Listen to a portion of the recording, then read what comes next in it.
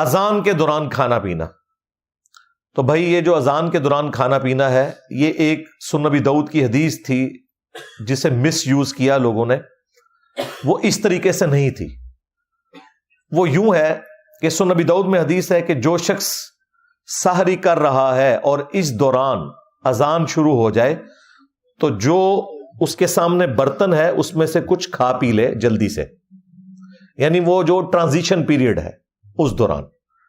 یہ نبی علیہ السلام نے کہیں نہیں فرمایا کہ آپ 10 منٹ پہلے سحری ختم کر کے بیٹھے ہیں اور اذانیں شروع ہوگی اور آپ پانی پینے کے لیے بھاگ رہے ہیں, آپ کا روزہ نہیں ہوگا.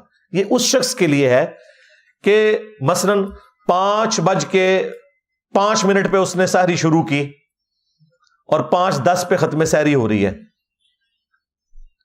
اس دوران وہ 1-2 منٹ اوپر کھا لیتا ہے ٹرانزیشن پیریڈ میں, تو اس کے لیے ایک گنجائش ہے. یہ بھی بہتر ہے کہ ایسا نہ کرے.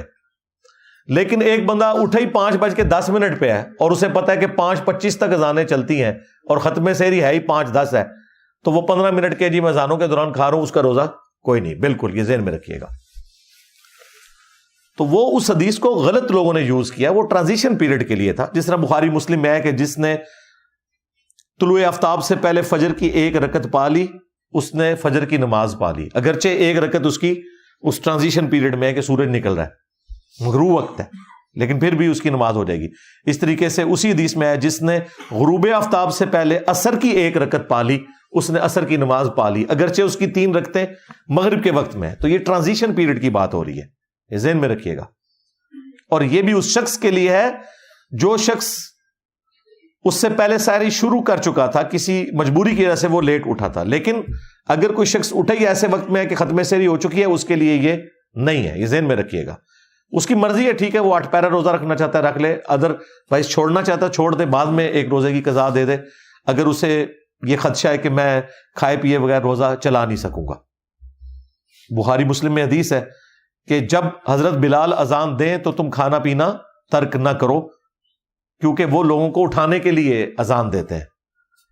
اور جب عبداللہ ابن ام مکتوم اذان دیں تو تم فوراً کھانا پینا ترک کر دو, کیونکہ وہ ایک نابینا شخص ہیں. جب تک انہیں کوئی یہ نہ بتائے کہ طلوع فجر ہو چکی ہے, یعنی ختم سحری کا وقت ہو گیا ہے, اس وقت تک وہ اذان نہیں دیتے. تو جیسے ہی وہ اذان دیں فوراً کھانا پینا چھوڑ دو. اس زمانے میں اذان کے ذریعے بتایا جاتا تھا کہ ختم سحری ہو چکی ہے, تو ظاہر ہے کہ وہ اتنا ایکوریٹ تو نہیں ہوتا ہوگا جتنا آج کل ہے. آج کل تو ہم سیکنڈز تک بتا سکتے ہیں, لہذا ان کے اوپر تو وہ والی گرفت اس انداز میں نہیں ہو سکتی. لیکن آج ہمیں پوری کی پوری کیلکولیشنز پتہ ہے, لیٹ لانگ کے ذریعے عام سافٹ ویئرز کے اندر بھی 1.5-2 لاکھ شہروں کے نمازوں کے ٹائم اور ساری اور افطاری کے ٹائم لکھے ہوتے ہیں. ظاہر ہے وہ نمازوں والی ٹائم ہے نا. فجر کا وقت جب داخل ہوتا ہے وہ ختم سحری ہے, اور جب مغرب کا وقت شروع ہوتا ہے وہ غروب آفتاب ہے, وہاں پہ آپ نے روزہ کھولنا ہے. لہٰذا آج کے دور میں تو ایز سچ یہ کوئی مسئلہ نہیں رہا.